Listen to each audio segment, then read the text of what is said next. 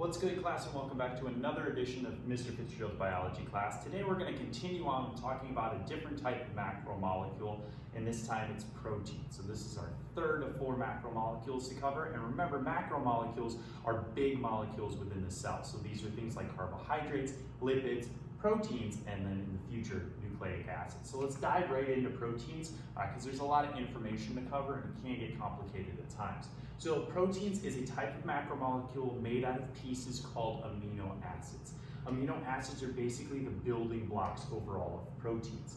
Now they usually have these four elements involved with them. They have carbon, hydrogen, oxygen, and nitrogen.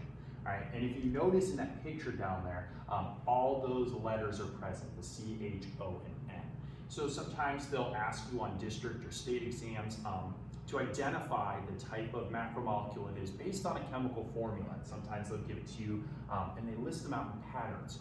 You'll see a lot of C's and H's, that's usually the lipids. When you see C, H, and O's all together, like this thing CHO, that's going to be a carbohydrate where the C's and O's are always equal in number.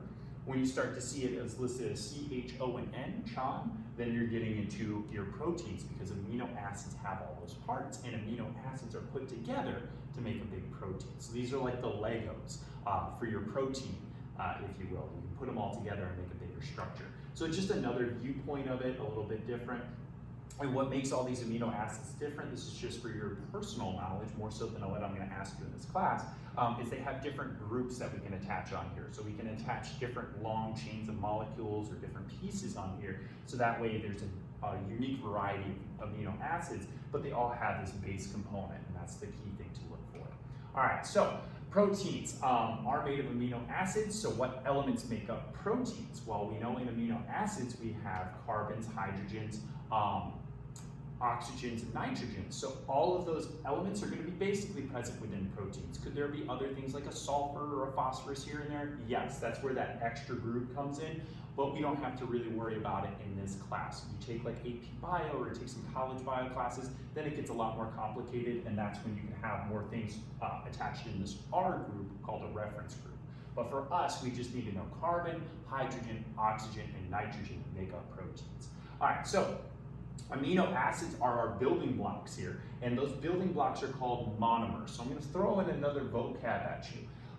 So mono, that prefix means one, and mer kind of refers to like a unit. So this is a single unit. So monomers are single pieces. When I get a bunch of those single pieces together, I put together a bunch of amino acids, let's say, or I put together a bunch of monosaccharides. That could be another monomer.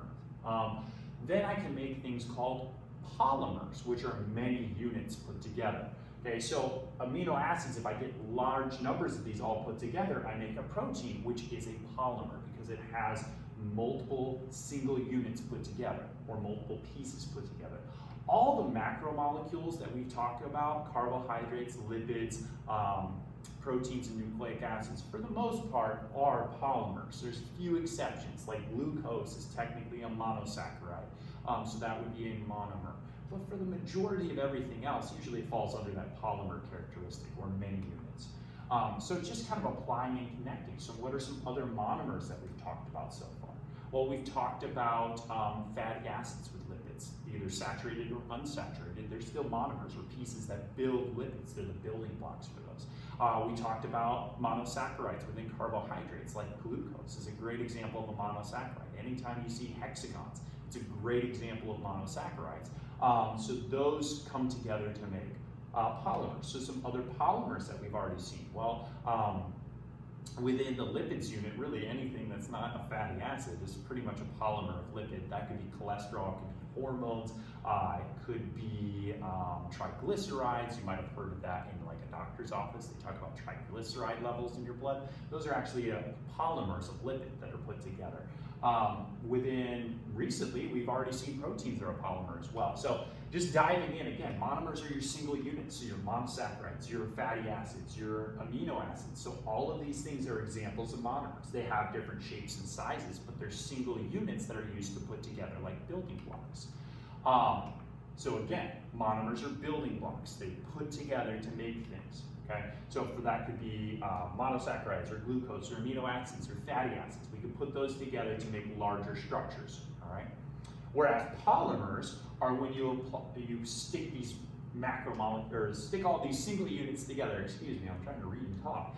Stick all these single units together to get these much bigger macromolecules. Things like cellulose over here. That's a bunch of glucose monomers all put together. Or glycogen that's stored up in your muscle tissue. That's a bunch of glucose that's stored and ready to go, so you can break it off into smaller pieces. Proteins can be these really long chains that you can see there. They usually end up folding on themselves, and we'll talk about that in a moment. But those are made up of single units called amino acids. That's their monomer. All right, so anything that has repeating or multiple units to it is going to be a polymer. So monomers, single units; polymers, many units. All right, so let's get back a little bit into kind of the proteins. Okay, so that's the main topic of today, but I wanted to, because we've talked about some monomers and polymers, it's a good time to throw it in because it all relates and to try to help you review. So proteins are things that do. Okay, so within the cell, it's going to be things that actually physically do something for the cell. Now that could be as simple as providing structure, right? We've talked about the cytoskeleton, right? So these red and green things here would be parts of the cytoskeleton where proteins are actually giving it structure as well as some ability to move. That would be your microtubules and your microfilaments. Microtubules give you structure for the cell. The microfilaments typically do more of the fine motion within the cell. So if the cell needs to move, that's going to be done by the filaments. Okay? It can transport substances within the cells. Microtubules have that ability, being those tubes within the cell. They can move materials to specific spots. They can also move substances in and out. So I might have proteins that act as channels, like transport proteins, where I'm allowing certain materials to pass through diffusion, or I'm opening the cell membrane to push materials back and forth through active transport. So that's also done with a protein. Something that we'll talk about in the second semester is how proteins can be used as a cell signal communication. There's a protein called interferon that if you're infected usually with a virus and your cells are able to recognize that early, they produce this protein called interferon to warn all the other cells around it that there is an infection present and they need to do everything they can to secure themselves. All right, so it can be a communication thing. But one that we've already talked about earlier is they speed up chemical reactions. So all these so far have provided a list of doing things: structure, transport, communication. Those are all physical action things. And this one is very physical, literally putting things together or breaking them apart. It's going to help that process overall. And then finally, it can help in controlling cell growth. So as the cell grows, either it needs specific structures or it needs specific transport molecules or whatever, the amount of proteins and the types of proteins are going to help that cell actually grow and develop properly. So let's talk about those speed reaction things. So I hope you remember enzymes from earlier, but remember that enzymes are things that actually lower activation energy. They take the amount of energy it's required to have a chemical reaction. Instead of going all the way up this hill, they bring it down to a much lower energy input and they allow the reaction to then move faster. So if it doesn't have to climb this entire hill and use all this energy, the reaction has a greater speed of occurring from reactants at the beginning to products at the end. Now these enzymes can either put things together, like they are here, A plus B, making chemical AB at the end, or they can break things apart. We can have reactions where they literally are snapping things and breaking them up, and we can get enzymes to help with that too. So these are proteins that will speed up the reaction. So another question is, can we increase the speed at which the enzymes work? I mean, if they speed up reactions, can we make that go faster? The answer is yes. So we can actually speed enzymes up and make them actually do their jobs a lot faster under a couple conditions. All right, so the first easiest way to do it is to increase the temperature. This is a pretty obvious one. Things that are hotter tend to react faster, right? That's why you cook with hot water. You use heat so you can actually facilitate some of those chemical reactions a lot quicker. So increasing temperature is a good thing for most cases. This is why you actually run a fever. Your body is actually trying to get those enzymes to increase their chemical reactions a little bit faster. So your body increases its core temperature to try to help that process and get things moving a little bit faster so that way your body can stay one step ahead of the infection, whatever it may be. Now, unfortunately, you can make it too hot, and we'll talk about what happens as a result of that in just a slide here. But increasing the temperature usually corresponds to increasing the reaction rate because I have more energy available with more temperature, so now I can get a lot more things moving. Another easy way to increase things, if I have more stuff to react. So if I increase the concentration of what's reacting, if I have a lot more reactants than I do products, I'm gonna make those products faster because the likelihood of me being able to grab the pieces I need to react are higher because I have a lot more of those things available. So when we're talking about concentrations of what's reacting, imagine just like all these bike parts thrown around in the air, and you just have to randomly grab them, and hopefully you grab the right ones. I grab a tire, I grab a frame, perfect, slap that together. Maybe you grab 2 frames by accident, ooh, that was wrong, and then you close your eyes and you try to keep going until you get another wheel or a tire or whatever you need. It's kind of the same way. If I have more tires and more frames available, I can make bikes a lot faster. Even if my eyes are closed, they can still get all the pieces I need. And because enzymes don't like see and go, ooh, that piece is what I want directly, it's kind of random if they're grabbing it or not. So if I have more parts available, the likelihood is I can increase my reaction a lot faster because I'm gonna be able to pick those up a lot quicker. And another way I can do it is kind of the opposite mindset. If I have more things that can do the reaction, I can get a lot more products. So instead of me just having me blindly in the dark grabbing bike frames, I have a couple other people doing the exact same thing. So whether we get it or not, right? If I grab a frame and I can't find a tire, I throw the frame back. Somebody else might have a tire and was able to grab that frame and put it all together. So it's that concept of if I have more stuff to react or if I have more things that can do the reaction, then the speed increases, right? So those tend to come up on tests or quizzes, so it's good to know those relationships on how to make these reactions faster. To slow them down, you do the opposite. I lower the temperature, I get a slower reaction. Cold things move slower. If I lower the amount of stuff as I finish out and get rid of all my supplies, we're gonna be able to build a lot slower at a pace because if our eyes are closed and we're randomly grabbing and I don't have as much stuff available to grab, things slow down. I'm not able to get all the parts very quickly. Or if I reduce the number of people that are helping me build stuff, it slows that whole thing down. So it's all based on kind of a direct relationship between these things. All right, another thing is the protein's job depends on its shape. So sometimes they call it a lock and key mechanism, sometimes they call it like a shape active site comparison. For what you need to know is proteins usually don't come in long sheets.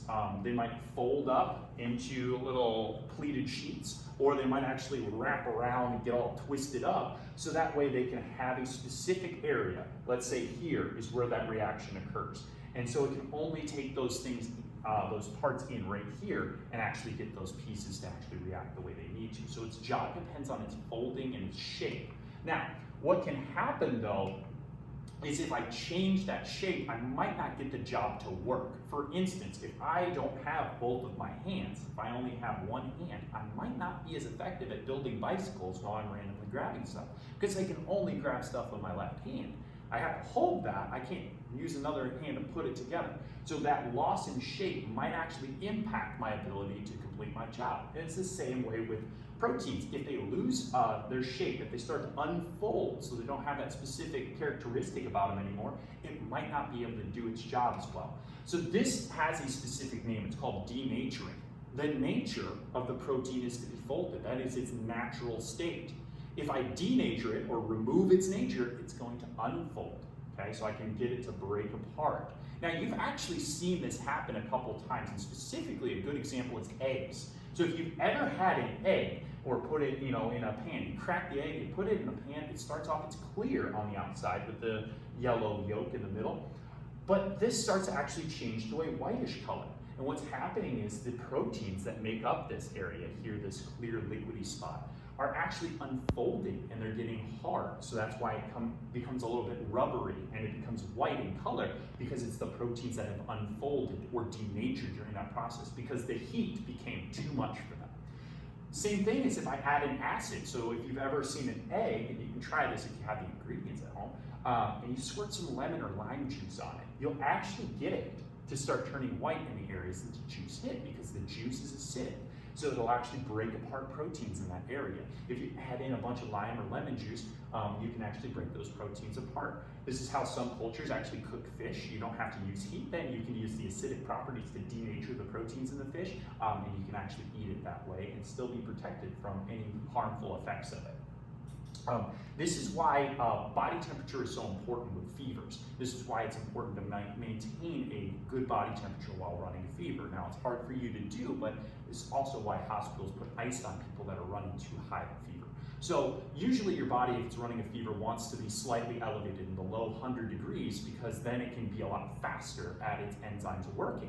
But if I get too hot, let's say 106, 107, now my enzymes start to break apart. And much like this egg here that's literally cooking because its proteins are falling apart, your body starts to do that internally. So it's not able to do all the cell functions it needs to, and it can actually lead to your death. So having a low fever allows the body to work more efficiently.